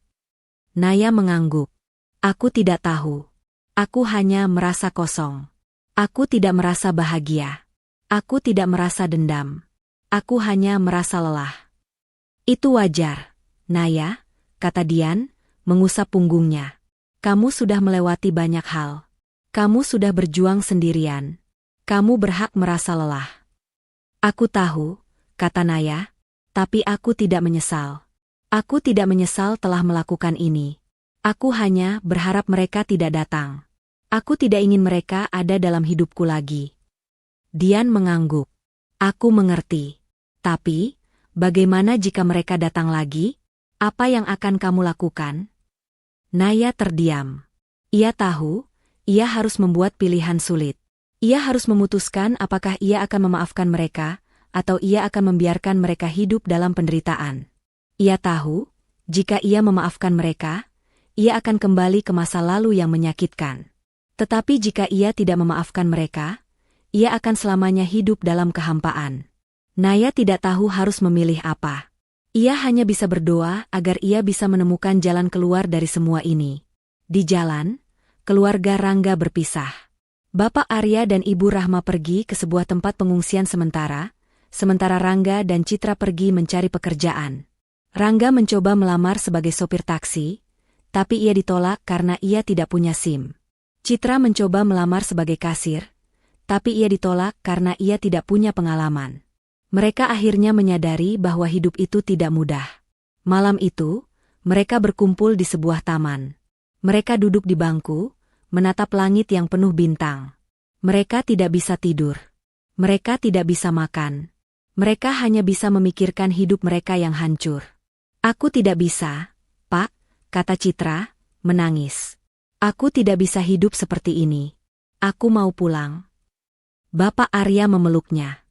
"Sabar, Nak. Kita harus kuat. Kita harus berjuang. Kita tidak boleh menyerah." Rangga tidak berkata-kata. Ia hanya bisa menatap langit. Ia tahu, ia pantas mendapatkan ini. Ia telah membuat kesalahan terbesar dalam hidupnya. Ia telah mengkhianati Naya. Ia telah menghancurkan hidupnya. Ia hanya bisa berharap bahwa suatu hari nanti, ia bisa menebus kesalahannya. Sementara itu, di sebuah rumah sederhana, Naya tidur dengan tenang. Ia tidak lagi memikirkan masa lalunya. Ia tidak lagi memikirkan dendamnya. Ia hanya ingin hidup. Ia ingin hidup dengan tenang, tanpa ada yang mengganggunya. Ia tidak ingin kembali ke masa lalu. Ia tidak ingin kembali ke masa lalunya yang menyakitkan. Ia hanya ingin masa depan yang cerah. Pagi itu, mentari seolah menyambut Naya dengan sinarnya yang hangat, menembus jendela kamarnya yang sederhana. Rasa lelah yang sempat menyelimuti hatinya kini berganti dengan tekad yang membara. Setelah malam yang penuh kegalauan, Naya akhirnya mengambil keputusan. Tidak ada lagi keraguan, tidak ada lagi ruang untuk memaafkan. Keluarga Rangga telah memilih jalan mereka sendiri, dan kini, Naya pun akan memilih jalannya. Ia tidak akan hidup dalam bayang-bayang masa lalu, tidak akan membiarkan kehadiran mereka lagi mengganggu ketenangan hatinya. Ia akan memulai hidup yang baru, sepenuhnya miliknya. Naya bangkit dari tempat tidur, semangat baru terpancar dari wajahnya. Ia segera mandi dan mengenakan pakaian kerjanya, yang sederhana namun rapi. Pagi ini, ia tidak akan lagi menangis atau merasa lelah. Pagi ini adalah awal dari segalanya. "Aku akan kembali ke kantor, Dian," kata Naya saat sarapan. "Aku sudah memikirkan semuanya. Aku akan fokus pada pekerjaanku, dan aku akan membangun bisnisku sendiri. Aku tidak ingin ada lagi yang bisa mengendalikan hidupku." Dian tersenyum, bangga. "Aku tahu kamu bisa, Naya. Kamu wanita yang kuat. Kamu sudah melewati badai terberat dalam hidupmu, dan sekarang saatnya kamu memetik bunga-bunganya." Naya mengangguk. Ia tidak tahu seberapa sulit jalan yang akan ia tempuh, tetapi ia tidak takut. Ia telah kehilangan segalanya, dan ia tidak punya apa-apa lagi untuk kehilangan. Sementara itu, di sebuah sudut kota, keluarga Rangga menjalani babak baru dalam hidup mereka yang penuh penderitaan. Mereka harus hidup dari belas kasihan orang lain. Ibu Rahma, yang dulunya selalu tampil glamor dengan gaun mahal dan perhiasan berkilauan, kini harus mengenakan pakaian bekas yang kumal. Ia seringkali meratapi nasibnya, menyalahkan Naya atas kehancuran mereka. Bapak Arya, yang dulunya selalu duduk di kursi direktur, kini harus bekerja sebagai buruh harian. Ia harus mengangkat barang-barang berat, dan upahnya hanya cukup untuk makan. Rangga, yang dulunya selalu mengendarai mobil mewah, kini harus berjalan kaki. Ia mencoba mencari pekerjaan sebagai sopir, tapi tidak ada yang mau menerimanya karena ia tidak punya SIM dan pengalamannya hanya di balik meja. "Rangga, aku lapar," bisik Citra, yang duduk di sampingnya. Ia tidak lagi bisa mengandalkan Rangga untuk makan. Ia harus mencari pekerjaan sendiri. Rangga menatapnya dengan rasa bersalah. "Sabar, Citra. Aku akan mencari pekerjaan lain." Ia tahu, ia harus melakukan sesuatu. Ia tidak bisa selamanya hidup seperti ini. Suatu siang, saat Naya sedang makan siang di sebuah kafe, ia melihat sebuah truk pengangkut. Ia melihat sopirnya, dan matanya melebar. Itu adalah Rangga. Rangga, yang dulunya selalu tampil rapi dengan setelan jas, kini mengenakan seragam lusuh. Wajahnya yang dulunya tampan, kini dipenuhi dengan keringat dan kotoran. Ia tampak berbeda. Ia tampak seperti orang yang tidak punya harapan. Naya merasa dadanya sakit. Ia tidak merasa bahagia. Ia tidak merasa menang. Ia hanya merasa kosong.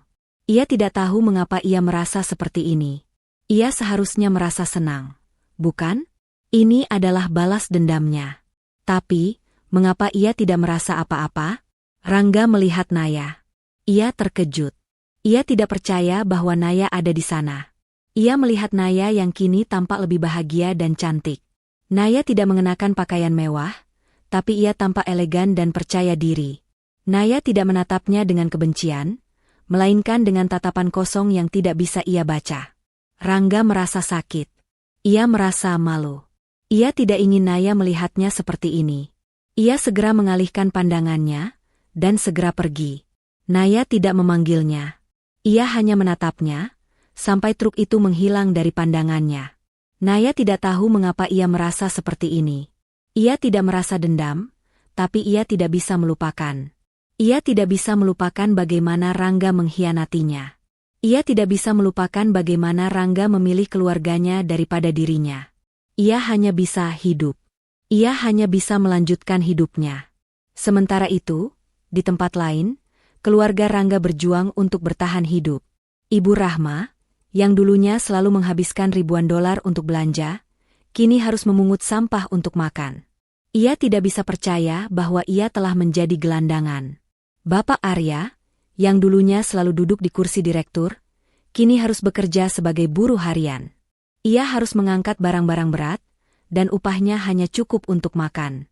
Citra, yang dulunya hanya tahu cara berbelanja dan bersenang-senang, kini harus belajar cara mencari uang sendiri. Mereka harus memilih, apakah mereka akan terus-menerus hidup dalam bayang-bayang masa lalu, atau mereka akan mencoba bangkit dari nol. Malam itu, mereka berkumpul di sebuah taman. Mereka duduk di bangku, menatap langit yang penuh bintang. Mereka tidak bisa tidur. Mereka tidak bisa makan. Mereka hanya bisa memikirkan hidup mereka yang hancur. Aku tidak bisa, Pak, kata Citra, menangis. Aku tidak bisa hidup seperti ini. Aku mau pulang. Bapak Arya memeluknya. Sabar, Nak. Kita harus kuat. Kita harus berjuang. Kita tidak boleh menyerah. Rangga tidak berkata-kata. Ia hanya bisa menatap langit. Ia tahu, ia pantas mendapatkan ini. Ia telah membuat kesalahan terbesar dalam hidupnya. Ia telah mengkhianati Naya. Ia telah menghancurkan hidupnya. Ia hanya bisa berharap bahwa suatu hari nanti, ia bisa menebus kesalahannya. Keesokan harinya, Rangga dan Citra pergi mencari pekerjaan. Rangga mencoba melamar sebagai sopir taksi, tapi ia ditolak karena ia tidak punya SIM. Citra mencoba melamar sebagai kasir, tapi ia ditolak karena ia tidak punya pengalaman. Mereka akhirnya menyadari bahwa hidup itu tidak mudah. Mereka kembali ke taman, dan mereka melihat Bapak Arya dan Ibu Rahma sedang makan sisa makanan dari tempat sampah. Rangga dan Citra merasa malu. Mereka tidak bisa percaya bahwa orang tua mereka telah menjadi gelandangan. Pak, kata Rangga, suaranya bergetar. Ibu Rahma dan Bapak Arya menoleh. Mereka melihat Rangga dan Citra, dan mereka merasa malu. Mereka tidak ingin anak-anak mereka melihat mereka seperti ini. Maafkan kami, Nak, kata Bapak Arya, suaranya parau. Kami tidak bisa melakukan apapun. Rangga dan Citra menangis. Mereka tidak bisa percaya bahwa keluarga mereka telah hancur. Mereka tidak bisa percaya bahwa mereka telah kehilangan segalanya. Mereka hanya bisa memeluk orang tua mereka, dan menangis. Sementara itu, Naya menjalani hidupnya dengan tenang. Ia tidak lagi memikirkan masa lalunya. Ia tidak lagi memikirkan dendamnya. Ia hanya ingin hidup. Ia ingin hidup dengan tenang, tanpa ada yang mengganggunya. Ia tidak ingin kembali ke masa lalu. Ia tidak ingin kembali ke masa lalunya yang menyakitkan. Ia hanya ingin masa depan yang cerah. Naya kini telah sukses. Ia memiliki bisnisnya sendiri, dan ia bisa membeli apapun yang ia mau. Tapi ia tidak merasa bahagia. Ia tidak merasa menang. Ia hanya merasa hampa. Ia tahu, ia tidak akan pernah bisa kembali ke masa lalu. Ia tidak akan pernah bisa kembali ke masa lalunya yang bahagia. Ia hanya bisa melanjutkan hidupnya. Malam itu, dinginnya udara tidak sebanding dengan dinginnya hati yang mereka rasakan. Keluarga Rangga meringkuk di sebuah emperan toko, saling berdesakan, mencoba berbagi kehangatan. Keangkuhan dan kesombongan yang dulu memenuhi diri mereka kini luruh, digantikan oleh keputusasaan dan penyesalan yang mendalam. Mereka tidak lagi memikirkan kemewahan, tidak lagi peduli dengan status sosial. Satu-satunya hal yang mereka pikirkan adalah bagaimana mendapatkan makanan untuk hari esok, dan yang paling penting, bagaimana menemukan Naya untuk memohon maaf. "Ini semua salahku," bisik Ibu Rahma, air matanya membasahi pipi. Ia memeluk lututnya, tubuhnya gemetar. "Seandainya aku tidak serakah, seandainya aku tidak pernah mengusirnya." Bapak Arya menghela napas berat, wajahnya keriput, mencerminkan beban yang luar biasa. "Sudah, Bu. Jangan salahkan dirimu sendiri. Ini adalah karma yang harus kita bayar." Citra, yang biasanya selalu merengek, kini hanya terdiam. Ia menatap ke langit yang gelap, memikirkan hidupnya yang hancur. Ia tidak pernah berpikir bahwa ia akan berakhir seperti ini. Ia tidak pernah berpikir bahwa ia akan kehilangan segalanya. Rangga, yang duduk di samping mereka, tidak berkata-kata. Ia hanya bisa menatap ke bawah, membiarkan rambutnya menutupi wajahnya. Ia tidak bisa memaafkan dirinya sendiri. Ia telah mengkhianati Naya, wanita yang dulu mencintainya dengan tulus. Ia telah memilih keluarganya, yang pada akhirnya malah menghancurkannya. Ia tahu, ia pantas mendapatkan semua ini. Pagi itu, mereka terbangun dengan tubuh yang sakit dan perut yang kosong. Mereka tidak punya pilihan lain selain pergi mencari pekerjaan. Mereka pergi ke sebuah pabrik, tapi tidak ada yang mau menerima mereka. Mereka pergi ke sebuah restoran, tapi mereka ditolak karena tidak punya pengalaman. Mereka menyadari bahwa hidup itu tidak mudah. "Kita tidak bisa begini terus," kata Rangga dengan suara serak. Ia mendongak, matanya yang merah dan bengkak menatap orang tuanya. "Kita harus mencari Naya. Kita harus memohon maaf padanya. Bukan untuk meminta uang, tapi untuk menunjukkan bahwa kita benar-benar menyesal." Ibu Rahma dan Bapak Arya mengangguk. Mereka tahu, ini adalah satu-satunya jalan. Mereka tahu, mereka harus menemukan Naya, atau mereka akan selamanya hidup dalam penderitaan. Mereka berjalan kaki, dari satu tempat ke tempat lain, bertanya pada setiap orang yang mereka temui. Mereka pergi ke kantor Naya yang dulu, tapi Naya sudah tidak bekerja di sana. Mereka pergi ke kafe tempat Naya biasanya nongkrong, tapi Naya juga tidak ada. Mereka tidak tahu harus mencari Naya di mana. Rangga merasa putus asa. Ia merasa lelah. Ia ingin menyerah. Tetapi, ia tidak bisa. Ia tidak bisa melupakan bagaimana Naya memandangnya dengan tatapan kecewa. Ia tidak bisa melupakan kata-kata Naya yang terakhir. "Aku tidak akan kembali. Aku tidak akan memaafkan mereka." "Sabar, Nak. Kita harus kuat. Kita akan menemukannya," kata Bapak Arya, menguatkan putranya. Mereka akhirnya memutuskan untuk kembali ke bank, mencoba mencari tahu di mana Naya tinggal. Mereka mencoba berbicara dengan Bapak Rizal, tapi Bapak Rizal menolak untuk bertemu. Ia tahu, mereka hanya ingin meminta uang. Namun, Rangga tidak menyerah. Ia terus mencoba. Ia pergi ke bank setiap hari, memohon untuk bertemu dengan Bapak Rizal. Akhirnya, Bapak Rizal merasa kasihan. Ia setuju untuk bertemu dengan mereka. "Tuan Rangga, Nona Naya sudah mengatakan kepada saya untuk tidak memberikan informasi apapun kepada Anda," kata Bapak Rizal. "Dia tidak ingin bertemu dengan Anda lagi." Rangga merasa sakit.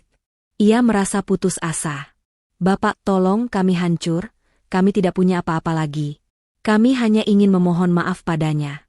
Kami ingin ia kembali." Bapak Rizal terdiam. Ia melihat wajah Rangga yang penuh dengan penyesalan. Ia melihat wajah Bapak Arya yang hancur. Ia merasa kasihan. Ia mengambil sebuah kertas dari lacinya, dan menulis sebuah alamat di sana. "Ini, alamat Nona Naya yang baru," kata Bapak Rizal. Saya tidak tahu apakah ia akan mau bertemu dengan Anda. Tapi, saya harap Anda bisa membuktikan bahwa Anda benar-benar menyesal. Rangga dan Bapak Arya merasa lega. Mereka berterima kasih kepada Bapak Rizal, dan segera pergi. Mereka melihat alamat itu, dan mereka tidak bisa percaya. Alamat itu adalah sebuah rumah mewah di pinggir kota. Rumah yang jauh lebih besar dan lebih megah dari rumah mereka yang dulu. Mereka tidak bisa percaya bahwa Naya, wanita yang dulunya hidup sederhana, kini hidup di sebuah istana.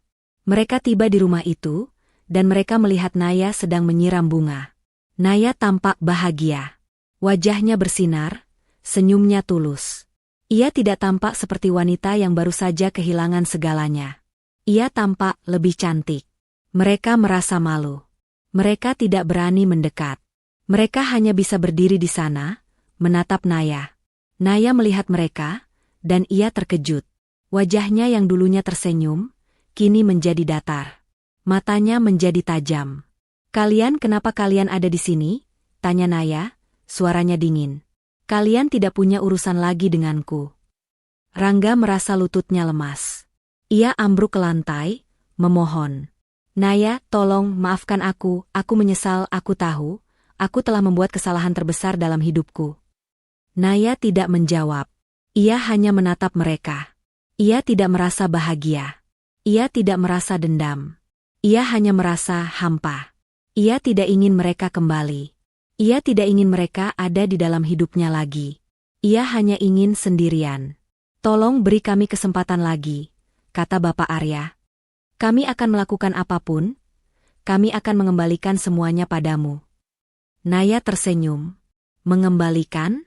Kalian tidak akan pernah bisa mengembalikan apapun. Kalian telah mengambil kebahagiaanku. Kalian telah menghancurkan hidupku. Kalian tidak akan pernah bisa mengembalikannya." Ia berbalik, dan masuk ke dalam rumah.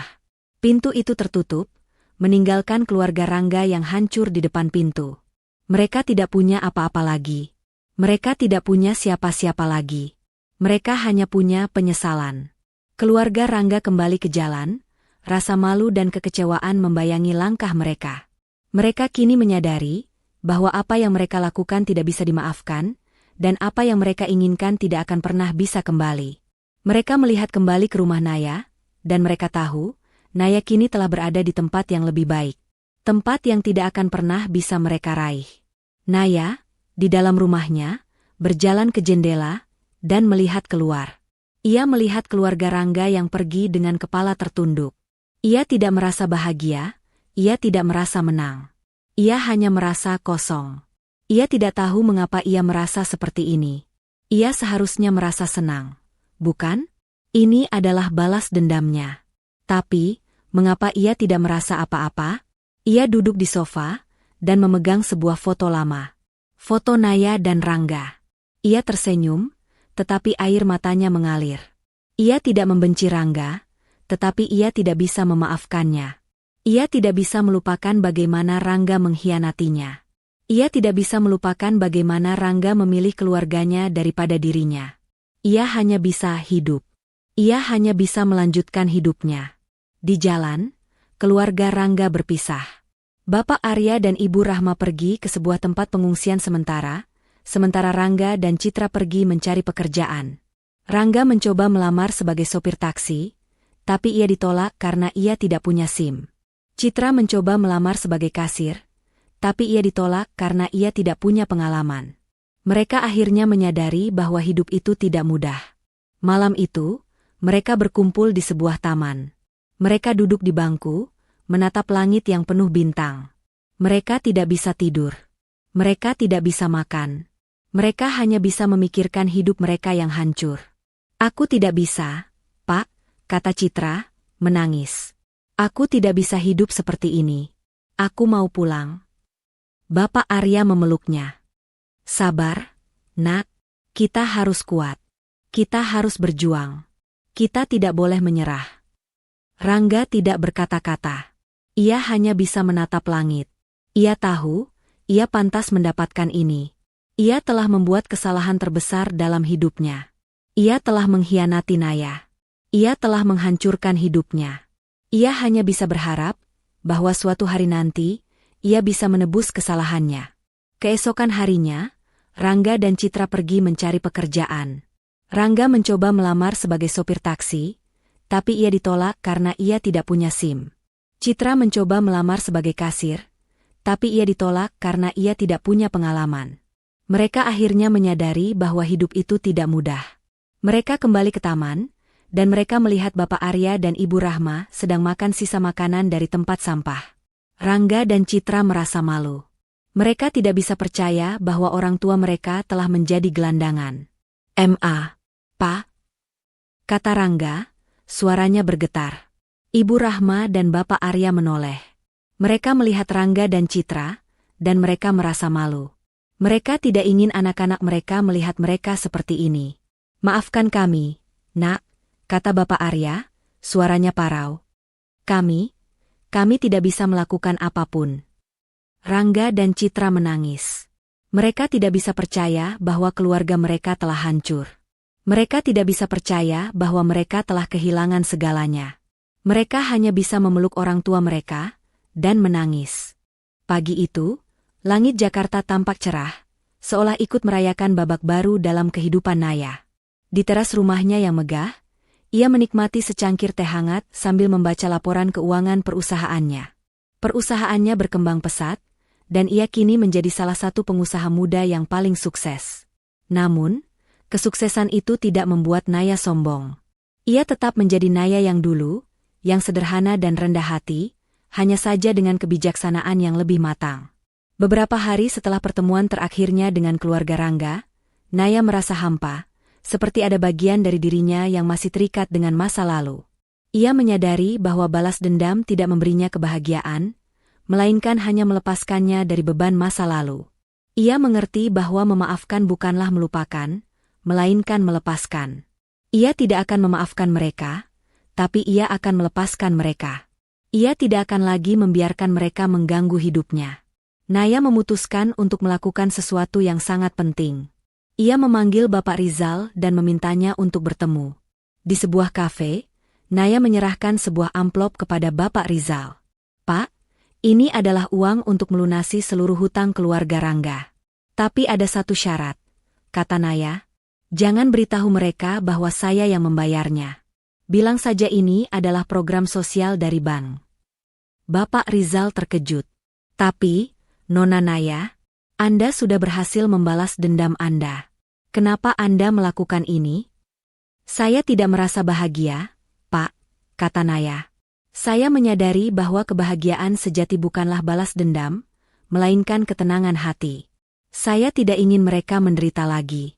Bukan karena saya kasihan, tapi karena saya tidak ingin hidup dalam kebencian. Bapak Rizal mengangguk, mengerti. Ia berjanji akan melakukan apa yang diminta Naya. Sementara itu, di sebuah taman, keluarga Rangga menjalani hari-hari mereka. Rangga dan Citra akhirnya mendapatkan pekerjaan sebagai buruh cuci. Ibu Rahma dan Bapak Arya juga bekerja, membersihkan taman setiap pagi. Mereka hidup dalam penderitaan, tapi mereka tidak menyerah. Mereka tahu, ini adalah karma yang harus mereka bayar.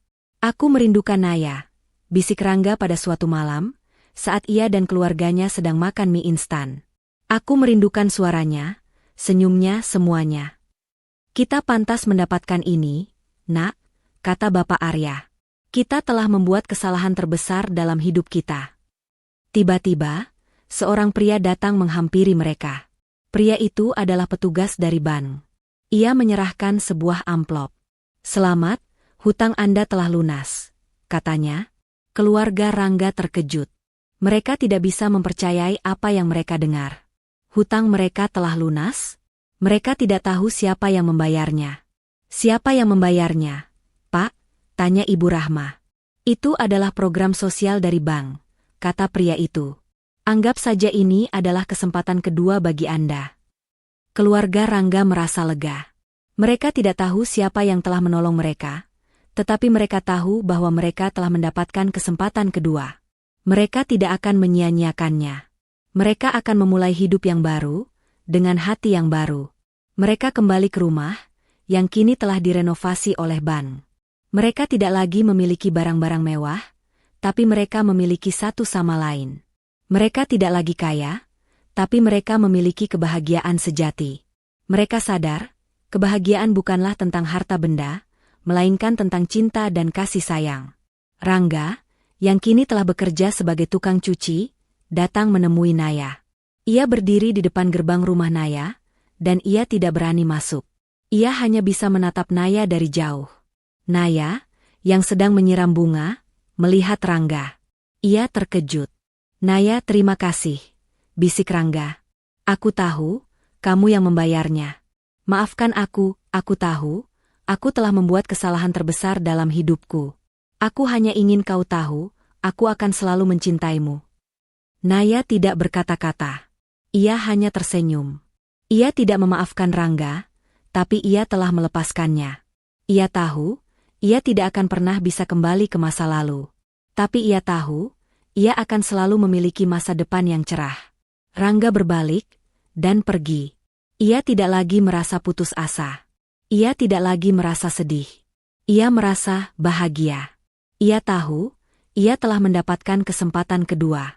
Ia tahu, ia akan memulai hidup yang baru, dengan hati yang baru. Naya, di dalam rumahnya, berjalan ke jendela, dan melihat keluar. Ia melihat Rangga yang pergi dengan kepala tegak.